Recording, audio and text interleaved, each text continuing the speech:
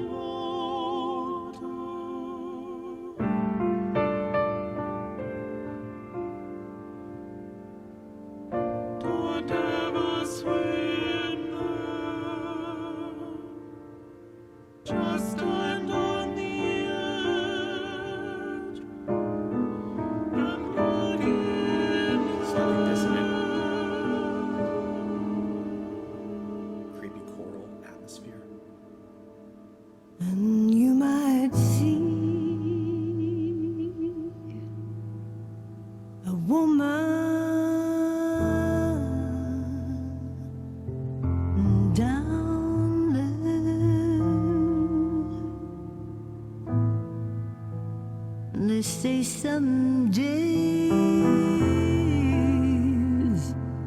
up she comes, up she rises, as if out of nowhere.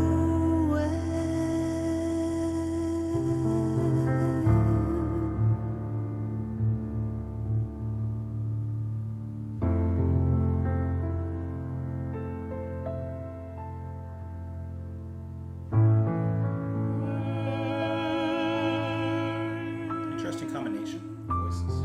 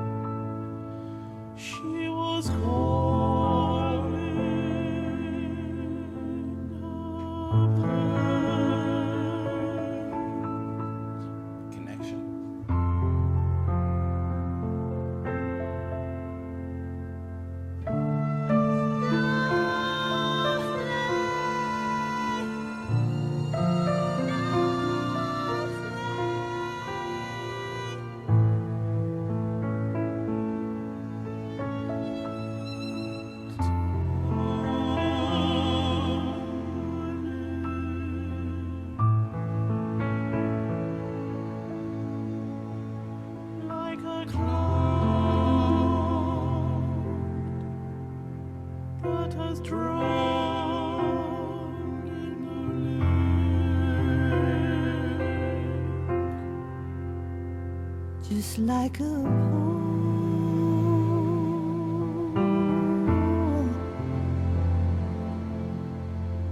or selling dawn.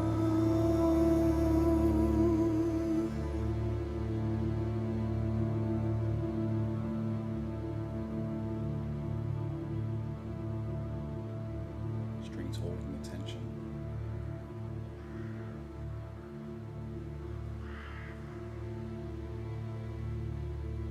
Her eyes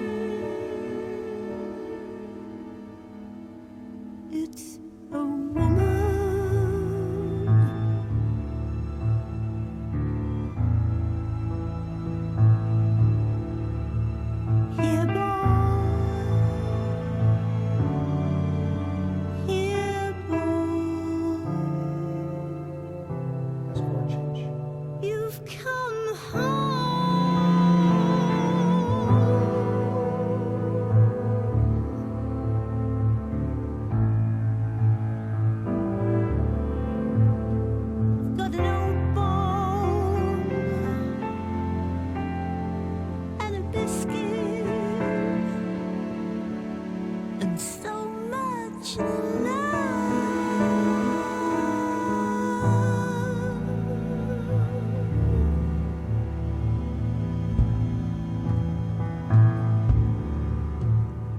Drums are just so present.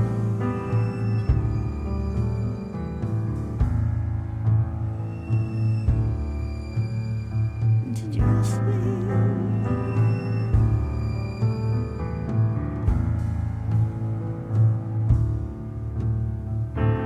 Here's a kitchen.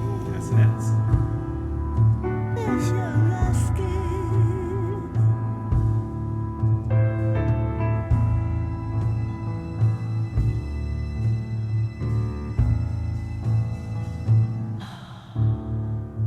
It's a home. That was interesting. That's where you wait for me.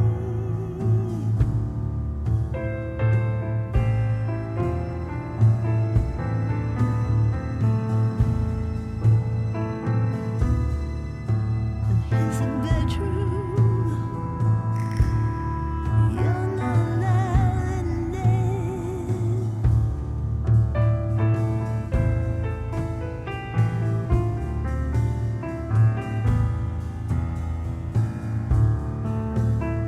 Is my life.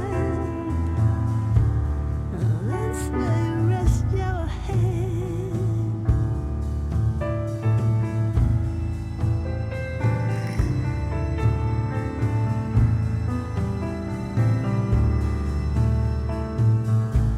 Yeah, boy, we are good boy.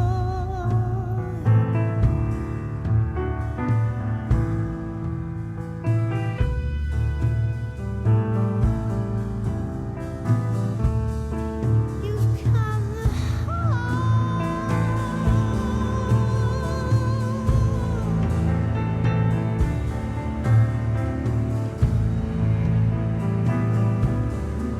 You've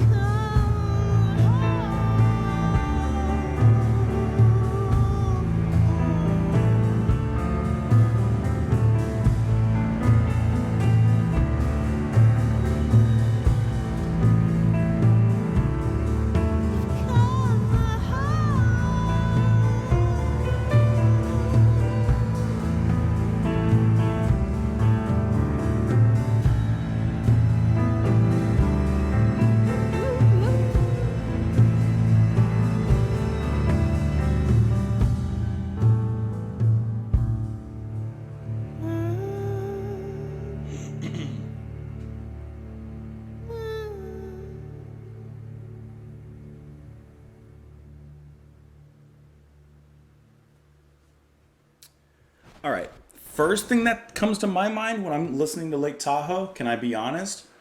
Why has Kate Bush and David Sylvian, why have they never? Can you imagine? Can you hear it? That's the first thing I thought of listening to Lake Tahoe. I'm like, oh, you can hear David like sneaking in there. Like, oh, with that deep, rich voice and oh, with her lovely singing. Let's see. Lake Tahoe. I'm a little off on this story. It's like a ghost story, but also a ghost story involving a dog.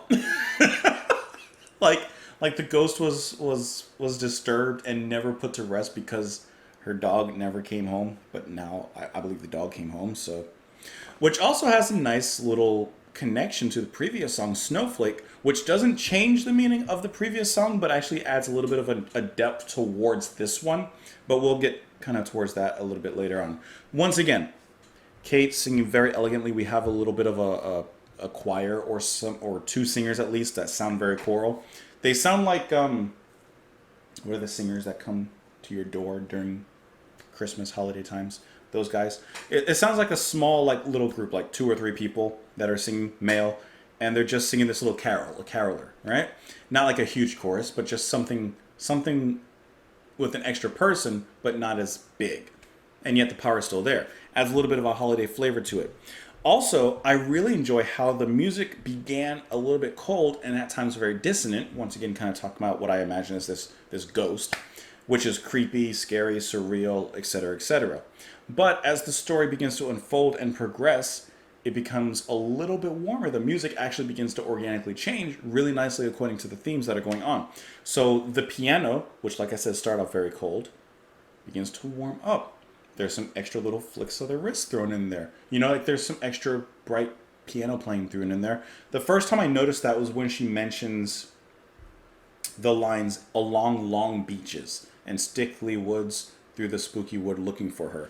So as soon as she mentioned beaches, the music kind of lightened up a little bit. You'll also hear that accented by the strings of that come in, and then the little bit of percussion that you barely hear. It's in the distance, almost like in the distance hearing this dog coming home, but it's so far away. Boom, boom, da da da, boom. I like that. And then later on, that percussion is brought back again, but this time just a little bit more present and with a little bit more depth on the production end. So I thought that was really nice as well. There was a moment in there when she's talking about, she's describing the dog's belongings and kind of reintroducing the dog to its home. Here's the kitchen, there's your basket, here's the hall, that's where you wait for me.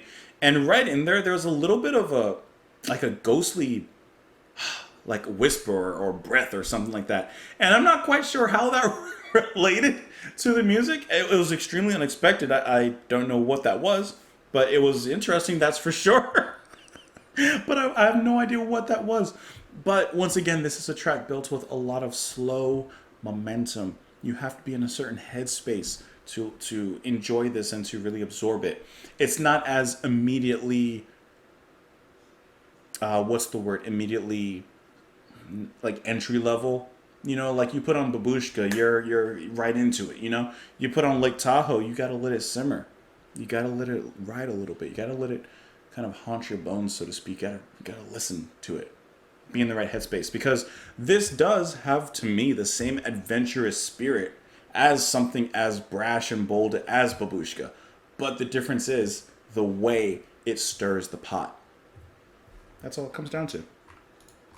Let's talk about this ghost and her dog. Lake Tahoe, cold mountain water. Don't ever swim there. Just stand on the edge and look in there. And you might see a woman down there. They say some days, up she comes, up she rises as if out of nowhere. Wearing Victorian dress, she was calling her pet Snowflake, Snowflake. So there's your connection to the previous song. Now, in the previous song, and this is just what I think because I'm recording all these videos ahead of time, so I haven't read the comments from what you guys think and everything, but you know, I describe that as like her child coming home or giving birth, welcoming to the world. This still works for this case. Snowflake can just be representative of some life taking a journey. In the first song, in Snowflake, it's the journey of life being born. In this track, with the ghost dog finding its way to ghost mom, it's the ending of life, but still a journey of returning home, that final destination. This thing is so loud. Tumbling like a cloud that has drowned in the lake. So once again, we get that falling idea, that tumbling movement. Just like a poor porcelain doll, her eyes are open, but no one's home. The clock has stopped so long, she's gone. So obviously she's dead. She has no life, literally, because she's a ghost, but also because the light in her life is gone, the dog. No one's home. Her old dog is sleeping. His legs are frail now, but when he dreams, he runs. Along long beaches and sticky fields through spooky wood looking for her. So the dog is looking for her in his dreams. And beds are made, the table is laid, the door is open, someone is calling. And I like how this is the dog's dream. This is describing the dog's dreaming. It's a woman. Here, boy, you've come home. I've got an old bone and a biscuit and so much love. Miss me? Did you miss me? Here's the kitchen. There's your basket. Here's the hall. That's where you wait for me. Here's your bedroom. Or here's the bedroom. You're not allowed in there. I like how there's still that like, I'm glad you're home. Yes, this is a beautiful reunification, but you're still not allowed in the bed. Here's my lap. That's where you rest your head. Oh boy, you're here. Come home. You've come home. So maybe the dog isn't a ghost dog. Maybe the dog is on its last legs. Pardon the pun, but it did describe that his legs are kind of giving out. And this is, like I said, his journey into this afterlife, into reconnecting with his owner, this woman who has died She died first. She's a ghost, but she can't move on because she doesn't have her dog. The dog slowly dying, waiting for her. Have you seen that episode of Futurama? And then you guys know where I'm getting at. That's fantastic. Once again, such strong writing in a really nice, snowy, wintry, little ghostly package. It's beautiful. Hey, let me know what you guys thought of the track. You can let me know in the comments down below. Of course, you are more than welcome and pleasantly invited to subscribe as well. You can follow me on Twitter if you want. You can support the channel if you want over on Patreon. But otherwise, I hope that you enjoyed the video. Hope that you enjoyed listening to the music. Hope you enjoyed listening to me. And that's it. I will see you all tomorrow if you choose to come back. Hope you do. And I'll see you then, guys. Bye.